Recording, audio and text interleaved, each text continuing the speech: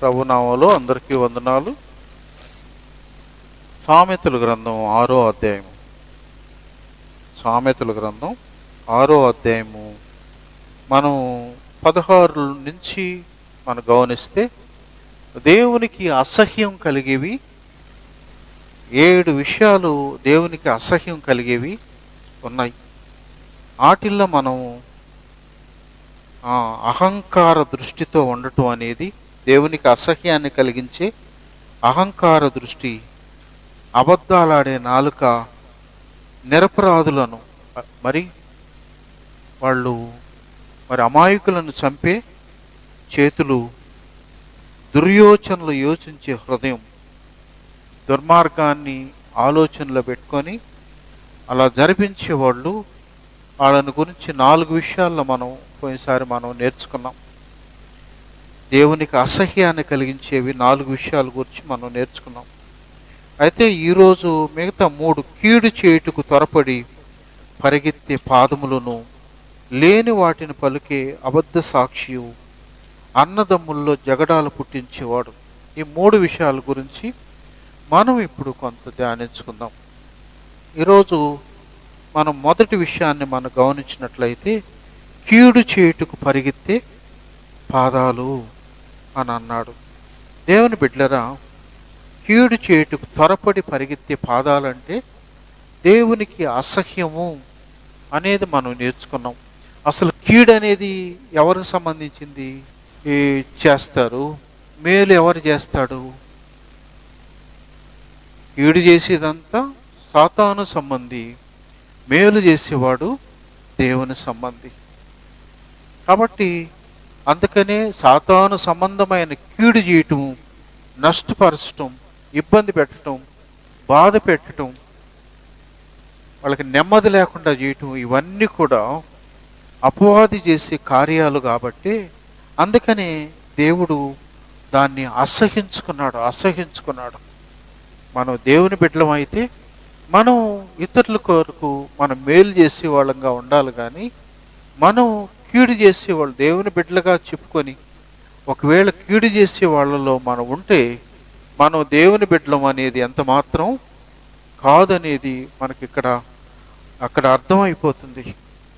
కాబట్టి మనం ఒక మాట మనం గమనించినట్లయితే మనం మొదటి సమూయేలు గ్రంథం 18వ అధ్యాయము, మొదటి సమూయేలు గ్రంథం 18వ అధ్యాయము మనం 7వ వచనం నుంచి 9 వరకు. గాన ప్రతిగానములు చేయుచు వాయించుచు సౌలు 1000 కొలదియు దావీదు 10,000 కొలదియు శత్రువులను హతము చేసిరండ్రి. ఆ మాటలు సౌలునకు ఇంపుగా నుండునందున అతడు బహు కోపము తెచ్చుకొని, వారు దావీదునకు 10,000 కొలదనియు నాకు 1000 కొలదనియు స్తుతులు పాడిరే, రాజ్యము తప్ప మరి ఏమి అతడు తీసుకొనగలడను అనుకొనెను. కాబట్టి నాట నుండి సౌలు దావీదు మీద విషపు చూపు నిలిపెను. దేవుని స్తోత్రం, హల్లెలూయా. ఆ రోజు నుంచి సౌలుకి ఏ చూపు వచ్చేసింది? విషపు చూపు వచ్చిందంట. సహజంగా లోకంలో వివిధ రకాలైన చూపులు ఉంటాయి. కొంతమందికి మోహం చూపు ఉంటుంది. ఆ చూపులోనే ఆడిని గురించి మనకు అర్థమైపోతుంది. కొంతమంది చూపు నార్మల్గా ఉంటుంది, ఎలాంటి కల్మషం అనేది లేకుండా ఉంటుంది ఆ చూపులో. కొంతమందికి విషము చూపు. విషం అనేది పాము నుంచి ఉంటుంది, సాతాను నుంచి ఉంటుంది. విషపు చూపు అనేది ఉంటుందని ఇంకా అనేక రకాలైన చూపులు మనకు లోకంలో ఉన్నాయి. కాబట్టి ఇక్కడ మనం ఈ సందర్భాన్ని మనం జ్ఞాపం చేసుకుంటే, ఫిలిస్తీయుడైన గొల్యాతు అతను ఎంత హైట్ అంటే 6 మూరల జానుడు. మనం ఎన్ని అడుగులు ఉంటాము? 4 నుంచి 6 వరకు ఉంటాం. 6 మూరలు మనం అడుగులు మనం ఉండేది. 6 మూర అంటే ఏంది? ఇది మూర. 6 మూరలు, దానిపైన ఒక జానుడు అంటే వాడు ఎంత ఎత్తుంటాడు? ఇంకా మనలాంటి వాళ్ళం ఎట్టు చూడాలేమో వాడిని. అది వానికి హైట్ తగినటువంటి బలవంతుడు. వాడు వాడే ఆయుధాల గురించి కూడా మనకి ఇక్కడ రాయబడి ఉంది. బలమైన ఆయుధాలు వాడతాడు. దేవుని బిడ్డలారా, ఇలాంటి ఆయుధాలు వాడేవాడు ఫిలిస్తీయుడు దేవుని ప్రజల మీదకి యుద్ధానికి వస్తాడు. యుద్ధానికి వచ్చి అతను ఏం చెప్తాడంటే, ఫిలిస్తీన్ల తరఫున నేను ఒక్కడనే యుద్ధానికి వస్తాను, ఇశ్రాయేలు తరఫున మీరు ఎవడైనా ఒక్కడిని యుద్ధానికి నడిపించండి, మేమిద్దరం పోట్లాడుకుంటే నన్ను ఓడిస్తే మేము మీకు లోబడిపోతాము, మీరందరూ ఓడిపోతే ఈ దేశం అంతా నాది అవద్దు అంటాడు. అలా వాడిని చూస్తేనే భయం అయిపోతుంది. వాడి స్వరం వింటే కూడా ఇంకా భయం. సాతాను చూస్తే, సాతాన్ని చూసినా కూడా మనకు భయం ఉంటుంది. వాడి మాటలు కూడా భయాన్ని కొలిపేటట్లుగానే ఉంటుంది. అలా వాడు ఎప్పుడైతే వచ్చి ఆ యుద్ధ భూమిలో నిలబడతాడో, ఇశ్రాయేలు రాజు ముందు పారిపోతే ఆయన వెనకాల ఉన్న సైన్యం అంతా కూడా పారిపోతుంది. ఎందుకంటే వాడిని చూస్తే ఎవడికి కూడా యుద్ధం చేయాలన్న పరిస్థితి కాదు, కానీ బ్రతుకు జీవుడు అని చెప్పి అందరూ పరిగెత్తి పారిపోతున్నప్పుడు, ఇప్పుడు దేవుని బిడ్డలరా, అట్లా ఎన్ని రోజులు పారిపోయారు? 40 రోజులు ఆడిని చూసేది, వీళ్ళందరూ పారిపోతూ ఉండేది. అలాంటి పరిస్థితుల్లో దావీదు మరి ఆయన వాళ్ళ అన్నోళ్ళని చూసేదానికి అక్కడికి వస్తాడు, యుద్ధానికి వస్తాడు. వీడు ఎప్పుడైతే ఛాలెంజ్ చేయటం, వాళ్ళందరూ ఎప్పుడైతే పారిపోతున్నారో దావీదు చూసి ఆయన అన్న మాట మనం ఈ 17వ అధ్యాయం 26లో, జీవము గల దేవుని సైన్యాన్ని తిరస్కరించుటకు ఈ సున్నతి లేని ఫిలిస్తీయుడు ఎంతటి వాడు. దేవుని స్తోత్రం, హల్లెలూయా. ఒక యవనస్తుడు రోషం తెచ్చుకుంటున్నాడు. దేనికి? అరే వాడు ఆఫ్టర్ వాడు సున్నతి లేనటువంటి వాడు. మనం ఎవరివి?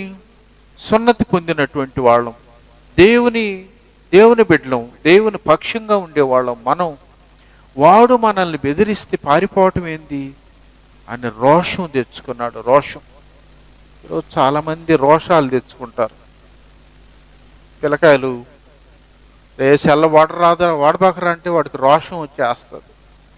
స్కూల్కి పోలేదని తిడితే రోషం వచ్చేస్తుంది. వాక్యం కొంచెం కఠినంగా ఉంటే రోషం వచ్చేస్తుంది. సైతాను పట్టుకొని తల ఓపుతున్నా కూడా రోషం రాదు. సమస్యలు పీడిస్తున్నా కూడా రోషం రాదు. దేనికి వస్తుంది? ఎప్పుడన్నా మనకు కొంచెం కఠినంగా ఉంటే రోషం వచ్చేస్తుంది. చాలామందికి రోషం తెచ్చుకోవాల్సింది దేన్ని బట్టి? అపవాదిని బట్టి, వాడు చేస్తున్న కార్యాలను బట్టి, వాడి ద్వారా కలుగుతున్న నష్టాన్ని బట్టి మనం రోషం తెచ్చుకోవాలి. ఆ ప్రియదేవుని బిడ్డలరా, దావీదు రోషం తెచ్చుకొని మరి వాణ్ణి నేను జయిస్తానన్నాడు. ఆయన చెప్పిన మాట ఆ నోట ఈ నోట సౌలు దాకా వెళ్ళిన తర్వాత సౌలు అన్నాడు, అరే నాలాంటోడే పారిపోతున్నాడు, నువ్వు ఏలుళ్ళేవు, నువ్వెట్ట వాడిని జయిస్తావు అని అంటే, దావీదు ఆయన తనను తాను బలపరుచుకుని చెప్పిన మాట ఏందో తెలుసా? నేను గొర్రెల్ని కాస్తున్నప్పుడు ఎలుగుబంటి వచ్చింది, సింహం వచ్చింది, వాటిని పట్టుకొని చీల్చేశాను. ఆ రెంటిని చంపేదానికి సహాయం చేసిన దేవుడు ఈ గొల్యాతుని చంపేదానికి కూడా నాకు సహాయం చేస్తాడు. దేవుని స్తోత్రం, హల్లెలూయా.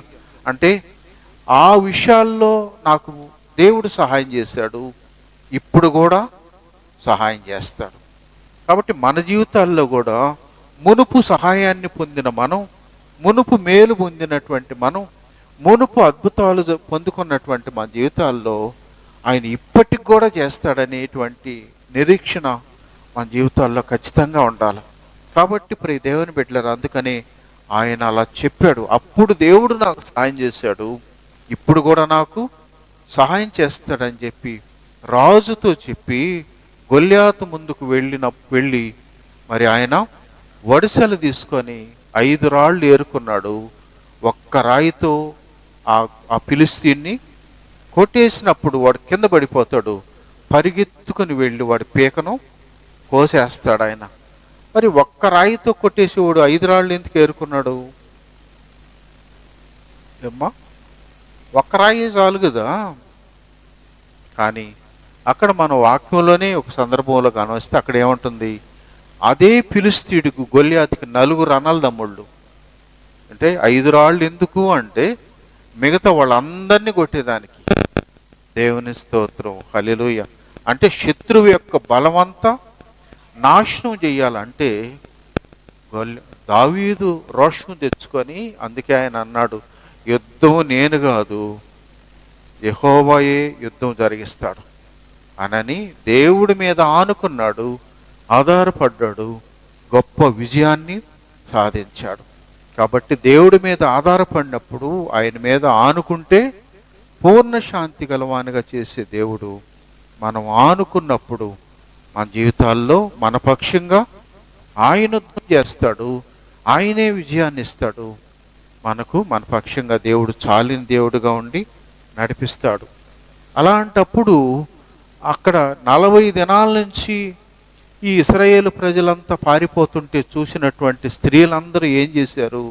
దావీదు ఎప్పుడైతే పరిగెత్తుకుంటూ వెళ్ళి వాడి పేకను కోసేశాడో అప్పుడు స్త్రీలందరూ ఏం చేశారు? అక్కడ కంజరలు మరి మేళతాళాలు పట్టుకొని వాటిని వాయిస్తూ స్తుతించారంట దేవుణ్ణి. దావీదు 10,000 కొలది, సౌలు 1,000 కొలది స్తోత్రాలని వాళ్ళందరూ పాటలు పాడుతూ దేవుణ్ణి స్తుతిస్తుంటే మరి సౌలుకి ఏమొచ్చిందంట? కోపం, బహు కోపం వచ్చిందంట. మామూలు కోపం కూడా రాలా. బహు కోపం ఎందుకు వచ్చింది తెలుసా? దావీదుకేమో 10,000 స్తుతులు అన్నారు, నాకు మాత్రం 1,000 స్తుతులు అన్నారు. అంటే నాకు రాజుకు 10,000 అన్న, నువ్వు రాజు అయితే యుద్ధం చేయాలి కదా, రాజు అయితే గొల్యాతుని కొట్టాలి కదా, కొట్టేదానికి చేత కాక పారిపోయినోడికి నీకెందుకు స్తుతులు? కానీ కోపం తెచ్చుకున్నాడు. ఆ కోపం ఆయన దావీదు మీద విషపు చూపు చూపేదానికి కారణమైంది. మనకు యోబు గ్రంథంలో ఒక మాట ఉంది, భక్తిహీనత ఉండేవాడికి కోపం వస్తుందంట, రోషం వస్తుందంట. ఎవడికి? భక్తిలో ఉండేవాడికి రోషం రాదు. జ్ఞానం సంపాదించినోడు మరింత జ్ఞానం సంపాదించేదానికి సామెతలు చదవండి మీరు, చాలా మంచి మాటలు ఉన్నాయి. మరి జ్ఞానం గలవాడు మరింత జ్ఞానాన్ని సంపాదించుకుంటాడు, జ్ఞానం లేనివాడు వాడికి జ్ఞానాన్ని బోధించిన వాడిని విమర్శిస్తుంటాడంట. యోబు గ్రంథంలో చెప్పబడింది. కాబట్టి ప్రియ దేవుని బిడ్డలరా, మరి దావీదు మీద విషపు చూపు నిలిపాడంట. విషపు చూపు నిలిపి అప్పటి నుంచి దావీదుని మరి చంపేదానికి ప్రయత్నిస్తూ ఉంటే దావీదు ఊరు వదిలిపెట్టి అడవులెమ్మడి పరిగెత్తినా కూడా ఈ సౌలు అతన్ని విడిచిపెట్టలేదు. అయితే నా ప్రియ దేవుని బిడ్డలరా, ఒకసారి 3,000 మంది సైన్యాన్ని తీసుకొని అడివంతా గాలించినా కూడా దావీదు వాళ్ళకి దొరకలా. మనం ఒక్క మాట ఇక్కడ గమనిస్తే సామెతలు 22:23లో దేవుని స్తోత్రం, హల్లెలూయా. దేవుడు వారి పక్షంగా, ఎవరి పక్షంగా? నీతిమంతుల పక్షంగా. ఎవరైతే యథార్థతుండి కూడా ఈరోజు సమస్యలను ఎదుర్కొంటున్నారో, కష్టాన్ని, బాధని ఎదుర్కొంటున్నారో వాళ్ళ పక్షంగా దేవుడు వ్యాజ్యం ఆడతాడు. ఇంకొక మాట కూడా కీర్తనలు 14:5, ఎందుకనగా దేవుడు నీతిమంతుల సంతానము పక్షముగా నున్నాడు. దేవుని స్తోత్రం, హల్లెలూయా. దేవుడు నీతిమంతుల పక్షంగా దేవుడు ఉన్నాడు, యథార్థవంతుల పక్షంగా దేవుడు ఉన్నాడు. దేవుడే వ్యాజ్యం ఆడతాడు శత్రువుతో.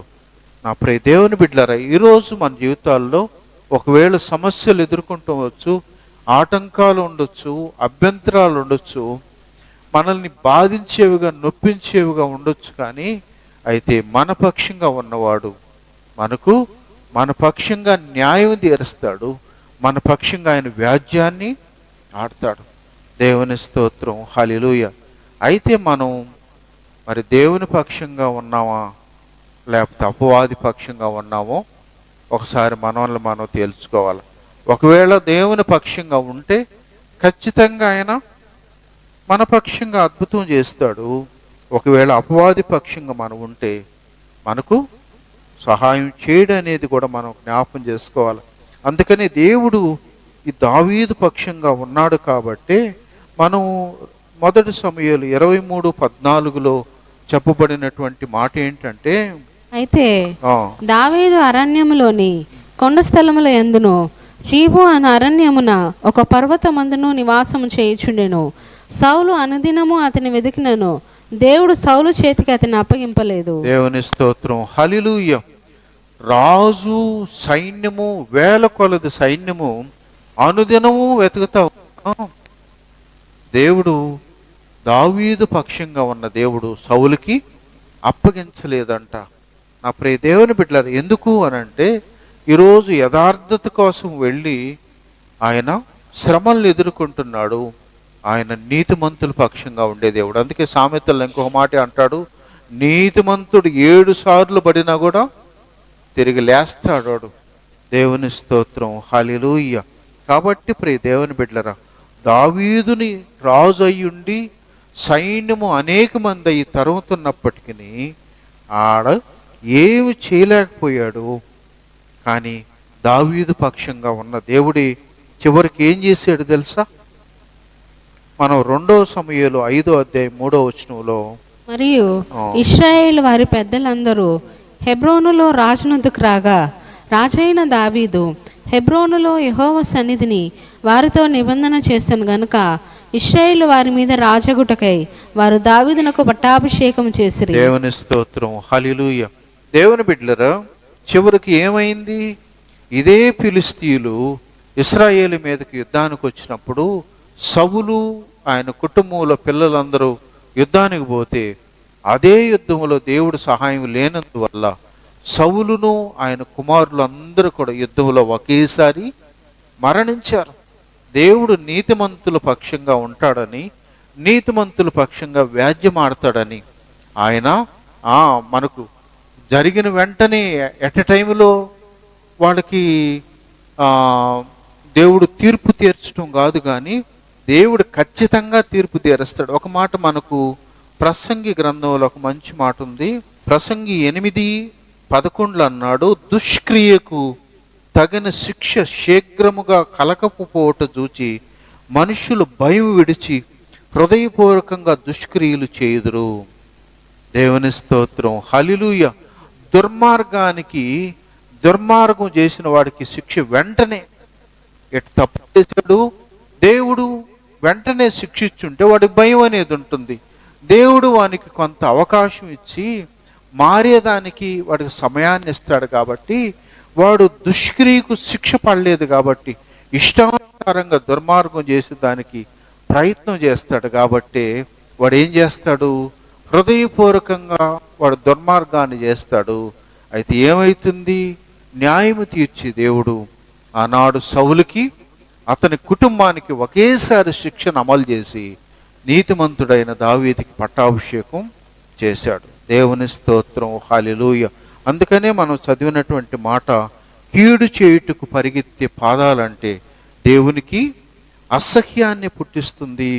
ఆ విషయంలో దేవుడు నీతిమంతుల పక్షంగా ఉండి కార్యం చేస్తాడనేది మనకు అర్థమవుతుంది. నా ప్రియ దేవుని బిడ్డలరా, మనం ఒక్క మాట మనం గమనించినట్లయితే, అందుకనే ఈరోజు ఎవరైతే నీతిమంతులుగా ఉండి యోగ్యంగా ఉండి యథార్థంగా ఉండి ఎవరైతే సమస్యలను ఎదుర్కొంటూ ఉంటారో, నా ప్రియ దేవుని బిడ్డలరా, అట్టి వారి పక్షంగా దేవుడు తన కార్యాన్ని జరిగిస్తాడు, అద్భుతంగా వాళ్ళకి సహాయం చేస్తాడని వాక్యం మనకు తేటతెల్లం చేస్తుంది.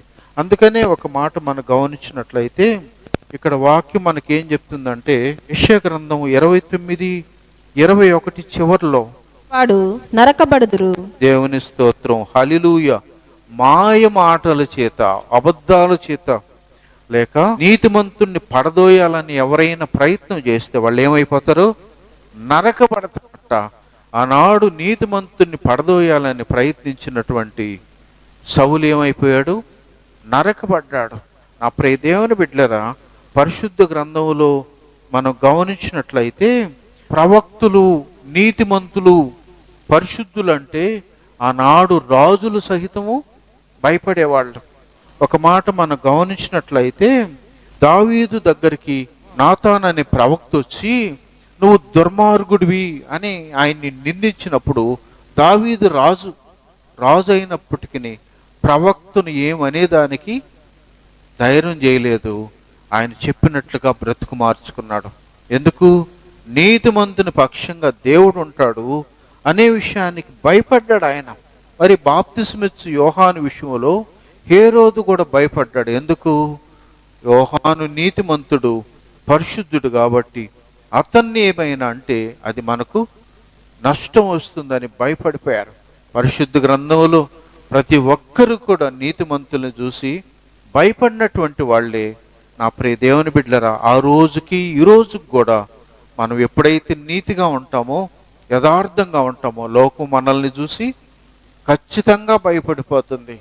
మేము కోవూరులో ఉన్నప్పుడు మాకు కరీంనగర్కి ట్రాన్స్ఫర్ వేశారు, మీరు అందరికీ తెలుసు. ట్రాన్స్ఫర్ వేసిన తర్వాత దరిదాపు 2 నెలలు దాకా చాలా మరి కుటుంబం అంతా కూడా మనం చాలా దాని గురించి బాధ అనుభవించాం. అయితే అద్భుతంగా ఆ కరీంనగర్కి పోనీలేదు, కానీ దేవుడు మరలా దాన్ని ట్రాన్స్ఫర్ అది క్యాన్సిల్ చేసి నాకు మరలా సూలూరుపేట ఇచ్చాడు. అయితే జరిగిన కార్యం ఏంటంటే, ఎవరైతే నా నష్టానికి ప్రయత్నించారో, నాకు ఇబ్బందిని పరచాలని ప్రయత్నం చేశారో, 2 కారకులోళ్ళు. ఒకడికి యాక్సిడెంట్ అయింది, కాలు ఇరిగింది. రెండో వాడికి కూడా యాక్సిడెంట్ అయింది. వాడు హై రోడ్లో నైట్ ఎప్పుడు జరిగిందో తెలియదు, కానీ ఏకోజామున 5 వరకు కూడా రోడ్లో పడిపోయి ఉన్నాడు. తర్వాత వాడికి సీరియస్ అంటే మళ్ళీ ప్రేయర్ కూడా చేశాను నేను, ప్రభువా వాడికి తిరిగి ఆరోగ్యం కావాలి, కానీ మీ బిడ్డలను నష్టపరిచిన దానికి అతని జ్ఞానం దయచేయి, సత్యాన్ని గ్రహించాలని ప్రేయర్ చేశాను. దేవుని స్తోత్రం, హల్లెలూయా. దేవుడు నీతిమంతు పక్షంగా ఉంటాడు. ఆయన తన బిడ్డలను ఇట్టి పరిస్థితుల్లో విడిచిపెట్టాడు అనేది మనం జ్ఞాపం చేసుకుందాం. అందుకని కీడు చేసే దానికి పరిగెత్తే పాదాలంటే దేవునికి అసహ్యం అని మనం జ్ఞాపం చేసుకుందాం. రెండో మాటగా మనం గమనించినట్లయితే, మరి సామెతలు 6:19 అబద్ధ సాక్ష్యం అంటే దేవునికి అసహ్యము అనేది మనం గమనించగలం. అబద్ధాలు చెప్పి సాక్ష్యం చెప్పటం, అబద్ధాలతో కూడినటువంటి సాక్ష్యం. నిజంగా ఈ వ్యక్తి ఇతన్ని కొట్టాడని అబద్ధం చెప్పటం, నిజంగా ఇతను సొత్తు దోచుకునేటప్పుడు నేను చూశానని అబద్ధాలు చెప్పటం. అబద్ధ సాక్ష్యం అంటే దేవునికి అసహ్యం అనేది మనము వాక్యం మనకు స్పష్టం చేస్తుంది. అయితే నా ప్రియ దేవుని బిడ్డలరా, ఇక్కడ నిర్గమాకాండం 23వ అధ్యాయంలో 1వ వచనం, లేని వార్తను పుట్టించకూడదు, అన్యాయపు సాక్ష్యమును పలుకుటకై దుష్టునితో నీవు కలియకూడదు, దుష్కార్యము జరిగించుటకై సమూహమును వెంబడించవద్దు, న్యాయము తిప్పివేయుటకు సమూహముతో చేరి వ్యాజ్యములో సాక్ష్యం పలకకూడదు, వ్యాజ్యమాడేవాడు భేదవాడైనా వాని ఎడల పక్షపాతము ఉండకూడదు. దేవుడు ఇక్కడ ఖచ్చితంగా రాయించి పెట్టాడు. లేని వార్తలు, అబద్ధాలు చెప్పి సాక్ష్యాలు చెప్పటం చేయకూడదు. అన్యాయపు సాక్ష్యాన్ని పలుకుటకై దుష్టులతో సంబంధికులతో చేరి వాడికి వ్యతిరేకంగా నువ్వు మాట్లాడొద్దు. ఒకవేళ నువ్వు నీకు గొప్పోళ్ళ పక్షంగా చేరి వాడి ద్వారా ఏదో ప్రతిఫలాన్ని ఆశించి పేదలకు నువ్వు వ్యతిరేకంగా ఏమాత్రం సాక్ష్యం చెప్పేదానికి దేవుడు అక్కడ ఇష్టపడటం లేదు.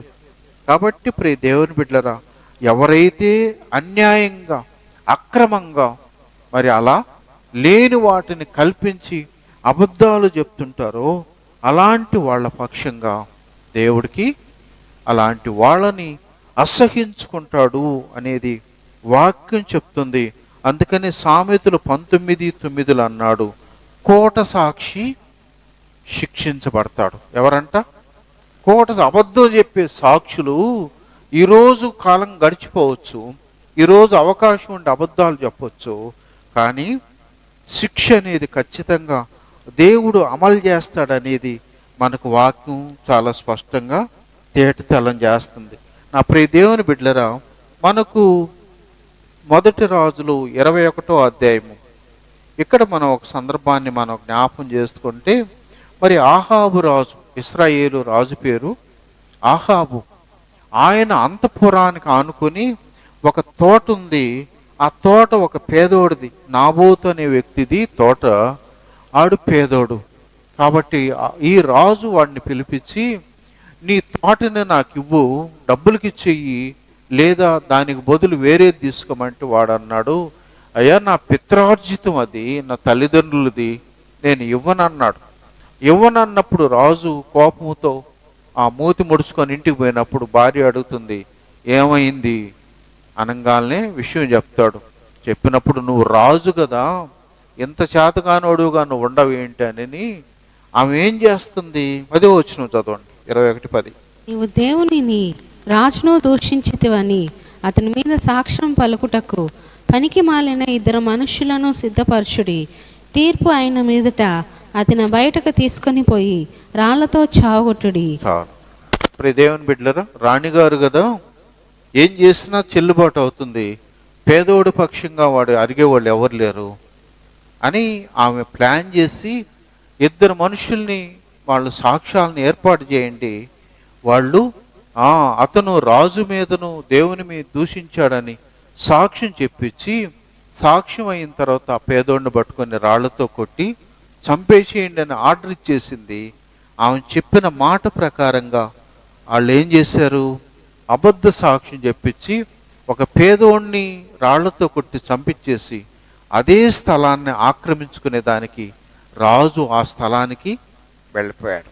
దేవుని బిడ్డలారా, అన్యాయం అనేది కొన్నిసార్లు విజయం సాధిస్తుంది, అన్యాయం అనేది కొన్నిసార్లు సంతోషిస్తుంది. కానీ దేవుడు అనేవాడు న్యాయవంతుడు, దేవుడు నీతిమంతుల పక్షంగా దేవుడు ఖచ్చితంగా ఉంటాడనే దానికి అర్థం ఏంటంటే, దేవుడు ఏలియా అనేటువంటి ప్రవక్తకు ఆయన తెలియజేస్తూ ఆయన అన్నాడు, నువ్వు వెళ్ళి పలాని తోటలోకి వెళ్ళు, అక్కడ ఆహాబుతో మాట్లాడు అని అన్నాడు. 19వ వచనం నుంచి. నీవు అతని చూచి ఇలాగ ప్రకటింపుము, యెహోవా సెలవిచ్చినదేమనగా దీన్ని స్వాధీనపరచుకొని వలనని నీవు నాబోతును చంపితివి కదా. యెహోవా సెలవిచ్చినది ఏమనగా, ఏ స్థలమందు కుక్కలు నాబోతు రక్తంను నాకెనో ఆ స్థలమందే కుక్కలు నీ రక్తంను నిజముగా నాకునని అతనితో చెప్పెను. చాలు. ప్రియ దేవుని బిడ్డలారా, ఇక్కడ నాబోతు అనేవాడు ఒకడు దిక్కులేనివాడు, ఒక పేదోడు, ఏమి చేయలేనటువంటి నిస్సహాయుడు.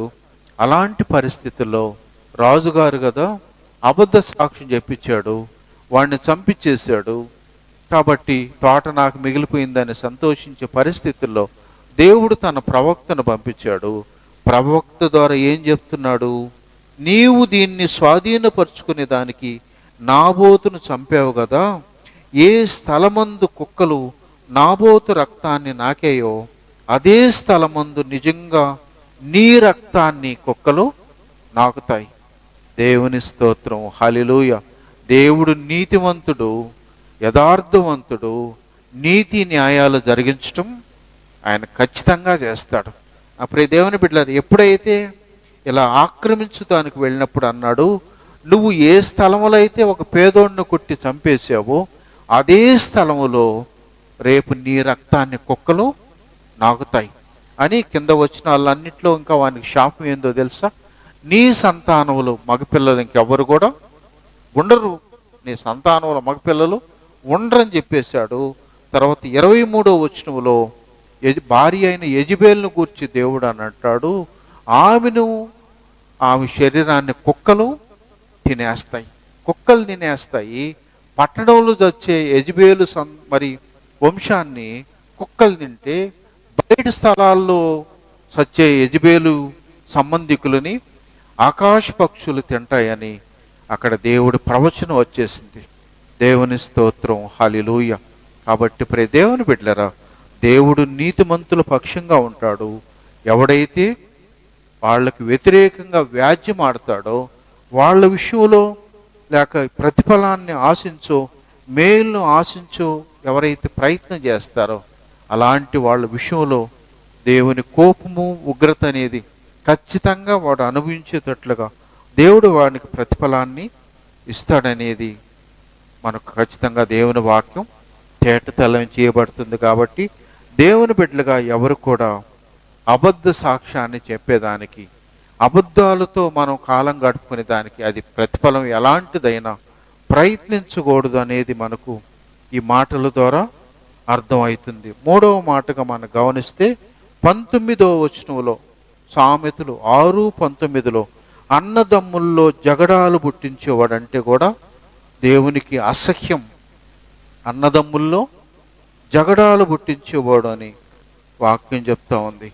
ఆ ప్రియ దేవుని బిడ్డలారా, అన్నదమ్ముల్లో జగడాలు పుట్టించేవాళ్ళు మనం ఒక సందర్భాన్ని మనం జ్ఞాపం చేసుకుంటే, ఆదికాండము 13వ అధ్యాయంలో దేవుడు అబ్రహాముతో పాటు ఉన్న ఆయన తమ్ముని కొడుకును కూడా, లోతును కూడా దేవుడు ఆశీర్వదించారు. ఈ 13వ అధ్యాయంలో మనం 6వ వచనంలో వాళ్ళకి విస్తారమైన సంపద ఉందంట. అబ్రహాముని దేవుడు ఆశీర్వదిస్తే ఆయన తమ్ముడు కొడుకైన లోతు కూడా అబ్రహాముతో పాటు ఉన్నాడు కాబట్టి ఆయన్ని కూడా దేవుడు ఆశీర్వదిస్తే విస్తారమైన సంపద ఉందంట.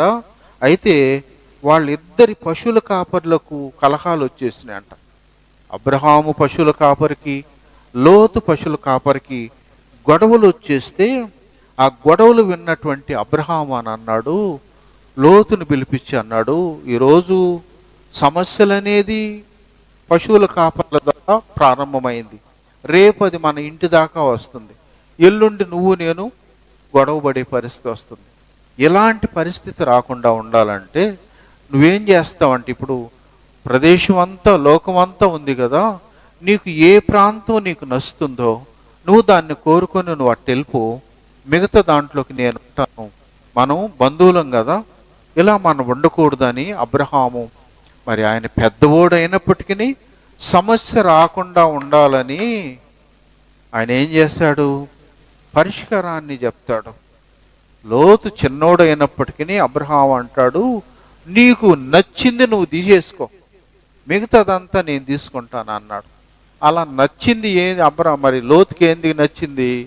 సొదొమ గొమొర్రాలు అనే పట్టణాలు బాగా పచ్చంగా సారవంతంగా ఉన్నప్పుడు అవి కోరుకొని అవి వెళ్ళిపోయిన తర్వాత, ఆ ప్రియ దేవుని బిడ్డలరా, 14వ వచనంలో నుంచి వాక్యాన్ని గమనిస్తే, ఎప్పుడైతే లోతు అబ్రహాముని విడిచి వెళ్ళిపోయాడో దేవుడు అబ్రహాముతో మాట్లాడుతూ దేవుడు అన్నాడు, నీవు నీతిగా నష్టపోయినా నీవు సమస్యలు లేకుండా పరిష్కరించావు కాబట్టి నీకు దేవుడు అన్నాడు, నువ్వు తూర్పు తట్టు, పడమర, ఉత్తరం, దక్షిణం 4 దిక్కులు చూడు, ఈ దిక్కుల్లో ఉన్నది నీవు ఏదైతే చూస్తావో అదంతటి నేను నీకు నీ సంతానానికి ఇస్తున్నాను అన్నాడు.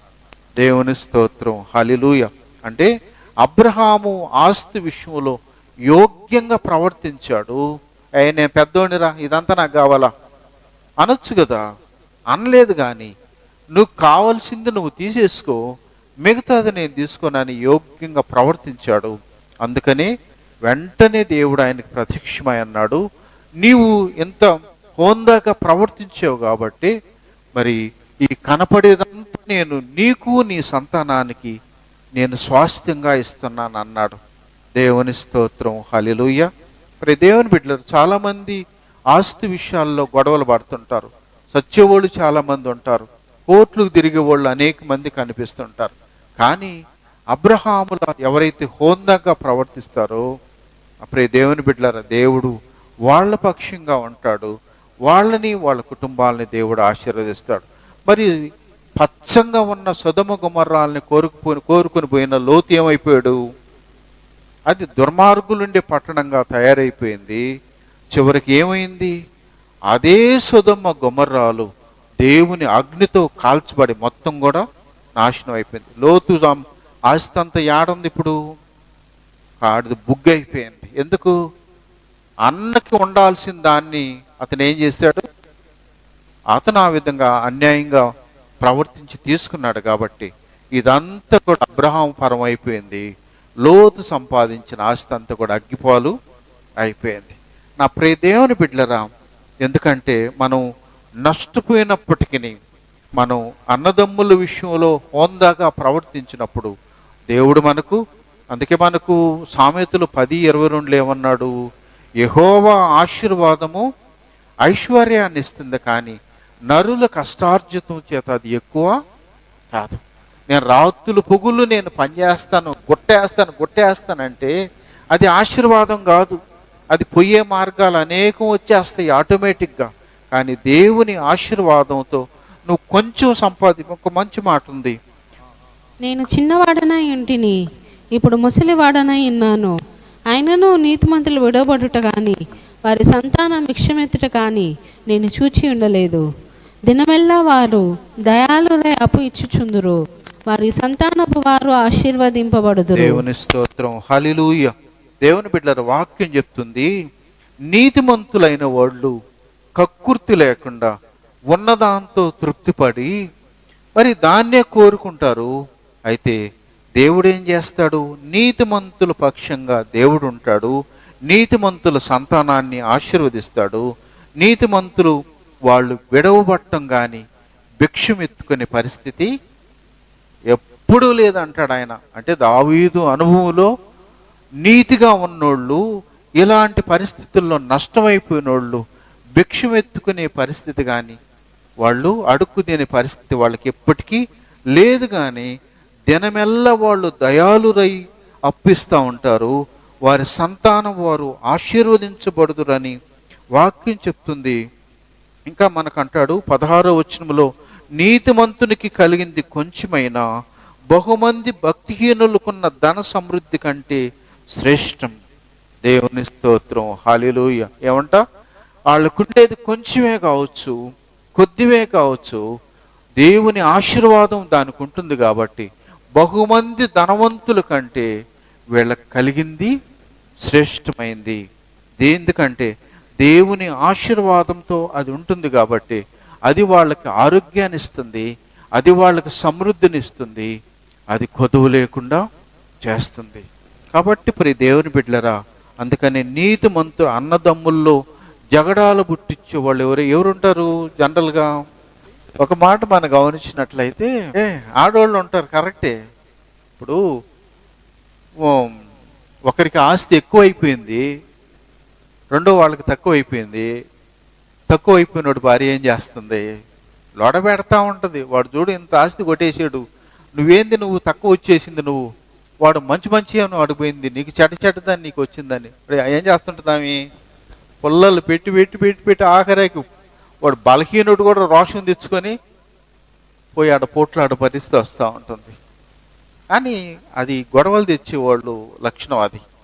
కానీ ప్రియ దేవుని బిడ్డలరా, దేవుడు అబ్రహాముతో ఉన్నాడు కాబట్టి ఆయన కలిగింది కొంచెమైనప్పటికీ దేవుని ఆశీర్వాదంతో ఆయన ఏం చేశాడు? సమృద్ధిని అనిపించాడు. ఆశీర్వాదంగా లేకుండా మరి ఒబ్బిడిగా కోరుకున్న లోతు ఏమైపోయింది? నష్టపోయాడు. కాబట్టి ప్రియ దేవుని బిడ్డలకు కొన్నిసార్లు మనకు నష్టంగానే ఉంటుంది, కొన్నిసార్లు మనకు బాధ ఉంటుంది, హృదయంలో వేదన ఉంటుంది. ఏది ఏమైనప్పటికీ దేవుడు నీకున్న కొంచాన్ని ఆశీర్వదిస్తే అది సమృద్ధి వస్తుంది, అది నీకు నీ కుటుంబానికి కొదువు లేకుండా ఉంటుంది. దేవుని స్తోత్రం, హల్లెలూయా. తర్వాత ఇంకా మనం గమనిస్తే అన్నదమ్ముల మధ్య గొడవలు పెట్టేవాళ్ళు ఎవరు ఉంటారు? 1 కొరింథీ 1:10. సోదరులారా, మీరందరూ ఏకభావంతో మాట్లాడవలననియు మీలో కక్షలు లేక ఏక మనస్సుతోనో ఏక తాత్పర్యముతోనో మీరు సన్నద్ధులై ఉండవలననియు మన ప్రభువైన యేసుక్రీస్తు పేరిట మిమ్మల్ని వేడుకొనుచున్నాను. చాలు. దేవుని బిడ్డలారా, ఈ 1 కొరింథీ సంఘం, ఈ కొరింథీ సంఘం ఎప్పుడు ఏర్పడింది? యేసు ప్రభువారు ఈ లోకానికి వచ్చి 1వ శతాబ్దంలో దరిదాపు 34వ ఆయన వయసులో ఈ లోకాన్ని నుంచి ఆరోహణమై వెళ్ళాడు.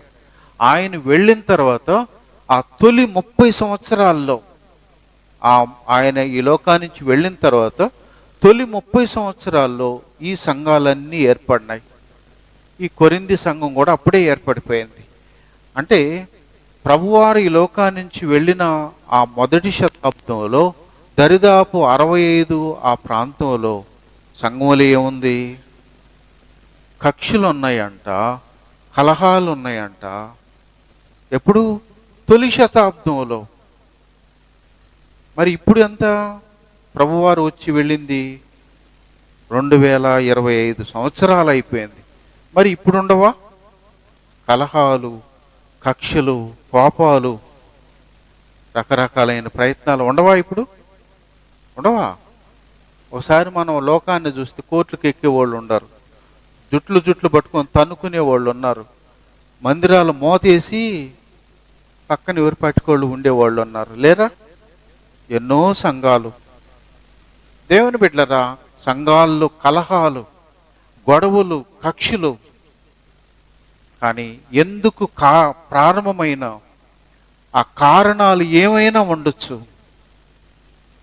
ఒక సంఘం చీలేదానికి, లేక ఒక సంఘములో కొన్ని ఆత్మలు నష్టపోయేదానికి, కొంతమంది మానేసేదానికి కారణము ఎవరైనా ఉండొచ్చు, ఏమైనా ఉండొచ్చు. కానీ ప్రభు అన్నాడు, అభ్యంతరాలు రాక మానవు. అభ్యంతరాలు ఎవరి ద్వారా వస్తుందో వాళ్ళకి శ్రమ. నీ ద్వారా ఒకరు నొచ్చుకోకూడదు, నీ ద్వారా ఒకరు బాధపడే పరిస్థితి రాకూడదు, నీ ద్వారా ఒకరు ఆ మందిరాన్ని మానేసే పరిస్థితి రాకూడదు. ఎవరి పాటికి వాళ్ళు వ్యక్తిగతంగా నీకు చేతనైతే ఒక ఆత్మను సంపాదించి మందిరానికి నడిపించేదానికి ప్రయత్నించాలి. కానీ నీవు ఒకరు నష్టపోయేదానికి నువ్వు కారకులు కాకూడదు. చాలాసార్లు సంఘాల్లో ఒకరిని గురించి ఒకరు మాట్లాడుకోవటం, వాళ్ళ గురించి వీళ్ళు కొండాలు చెప్పుకోవటం, వాళ్ళని గురించి అభ్యంతరకరమైన పరిస్థితులు చెప్పుకోవటం, రకరకాలైన పరిస్థితులు, మాటల వల్ల, ఇలాంటి గలిబిలి వల్ల సంఘాల్లో నష్టపోయేదానికి అపవాదికి అవకాశాన్ని కలిగించిన వాళ్ళగా ఉంటారు. కాబట్టి ప్రియ దేవుని బిడ్డలారా, దేవుడు ఖచ్చితంగా చెప్పేస్తున్నాడు, ఎవరి ద్వారా అభ్యంతరం వస్తుందో వానికి శ్రమ. ఎవ్వరు కూడా సంఘం నష్టపోయేదానికి కానీ, ఎవరు కూడా ఒకరు నొచ్చుకునేదానికి కానీ, ఎవరు కూడా గాయపడే పరిస్థితులు ఎవరు కూడా తెప్పించకూడదు. నువ్వు నిజంగా వాళ్ళు రాంగ్ రూట్లో ఉన్నారా, వాళ్ళు చెప్పేది అబద్ధ బోధగా ఉందా, అలాంటప్పుడు నువ్వు చేతనైతే దగ్గరికి పోయి అట్లా కాదు ఇట్లా అని చెప్పి చెప్పొచ్చు. లేదు, చేతయింది పరిస్థితి ఏందో తెలుసా, వాళ్ళని గురించి దేవుడికి ప్రార్థన చేయటం, ప్రవ్వా ఫలానోళ్ళు అభ్యంతరకరంగా ఉన్నారు, అవమానకరంగా ఉన్నారు, వాళ్ళతో మాట్లాడు, సరిచేయండి, జారిపోతున్నారు, పడిపోతున్నారు, వాళ్ళతో నువ్వు వాళ్ళ గురించి ప్రభువుకు ప్రార్థన చేస్తే అప్పుడు ప్రభువు సహాయం చేస్తాడు. లేదు, నా బోటోళ్ళకి చెప్తే ఇలాంటి అభ్యంతరకరంగా ఉన్నారు, ఇలాంటి పరిస్థితిలో ఉన్నారు అని అన్నప్పుడు ఇది ఆయనకి చెప్తా, పై ఆయనకి, ప్రభువా పరిస్థితి ఎలా ఉంది, వాళ్ళతో మాట్లాడు, దర్శించు, ప్రతి బంధకాన్ని నుంచి విడిపించుమని ఆయనకి చెప్తా. ఆయనకి చెప్తే కార్యం అవుతుంది. కానీ వీళ్ళు దిక్కుమాలిన వాళ్ళందరికీ చెప్తే ఏమవుతుంది, వాళ్ళు నష్టపోతారు, నొచ్చుకుంటారు, గాయాలవుతాయి, మందిరం మానేదానికి, దేవుణ్ణి విడిచిపెట్టేదానికి కారకులు అవుతా అంటాం. కాబట్టి ఆ జగడాలు పెట్టేవాళ్ళు మరి ఎవరు కూడా వాళ్ళు ఏ ప్రయత్నం చేసినా అది దేవునికి ఏందది అసహ్యమైందనేది మనం జ్ఞాపకం చేసుకొని అలాంటి వాళ్ళు ఎవరు కూడా ఉండకూడదు. ఒక మాట మత్తయి సువార్త 21:44 ప్రభు అక్కడ చెప్పబడిన మాట ఏందో తెలుసా, ఈ రాతి మీద పడువాడు వెనకలేకపోవును గాని అది ఎవని మీద పడునో వానిని నలిచేయును నేను. దేవుని స్తోత్రం, హల్లెలూయా. రాతి మీద పడితే వాడు ముక్కలవుతాడు, అదే రాయి వాడి మీద పడితే నలి చేస్తుంది, పచ్చడి చేస్తుంది. దేవుని బిడ్డలారా, అంటే ఇప్పుడు సపోజ్ ఒక పండు ఉంది, పండు పోయి రాయి మీద పడితే ఏమవుతుంది, ముక్కలు అయిపోతుంది. అదే పండు మీద రాయి పడితే పీసు పచ్చడి అయిపోతుంది. మనకు వాక్యం ఏం చెప్తుంది తెలుసా, 1 కొరింథీ 10:4 ఆ బండ క్రీస్తే. ఏ బండ? నీ మీద పడే బండ ఏదైతే ఉందో అది క్రీస్తు. మనకు వాక్యం అపోస్తల కార్యం 28వ అధ్యాయంలో ఉంటుంది, ఆయన స్వరక్తం ఇచ్చి సంపాదించిన ఈ సంఘం ఎవరిది? ప్రభువు స్వరక్తం ఇచ్చి సంపాదించిన ఈ సంఘం ఆయింది. ఆత్మలు రక్షించింది ఆయన, ఆత్మల్ని పురుకొల్పేది ఆయన. ఆత్మలు ఒకవేళ జారిపోతే ఆయన కుంగిపోయేది, కన్నీరు కార్చేది ఆయన. బాధ్యత అంతా ఆయిందే. కేవలం నేనైతే నిమిత్త మాత్రుణ్ణి. ఆయన రక్తం ఇచ్చిన సంపాదించిన ఈ సంఘం బాగోగులు పరిస్థితులన్నీ ఆయన చూసుకుంటాడు. నీకు నాకేమి బాధ ఏం లేదు. కానీ మన జీవితాల ద్వారా మన ద్వారా అభ్యంతరం అనేది రాకుండా మనము ప్రతి ఒక్కరూ జాగ్రత్త పడదాం. ఒకవేళ ఇలాంటి ఆలోచనలు ఏదైనా ఉంటే సరిచేసుకొని ప్రభువుకి అభ్యంతరం కాదు, కానీ అసహ్యాన్ని పుట్టించే వాళ్ళంగా కాదు, కానీ మనం చేతనైతే మనం ఇతరులకు మేలు చేసే వాళ్ళంగా, ఒక ఆత్మను సంపాదించే వాళ్ళంగా ప్రయత్నం చేద్దాం. దేవుడు మనల్ని ఆశీర్వదిస్తాడు, దేవుడు సంతోషిస్తాడు. మనల్ని బట్టి ఆయన నామానికి మహిమ కలుగును గాక. దేవుడి మాటలు దీవించును గాక.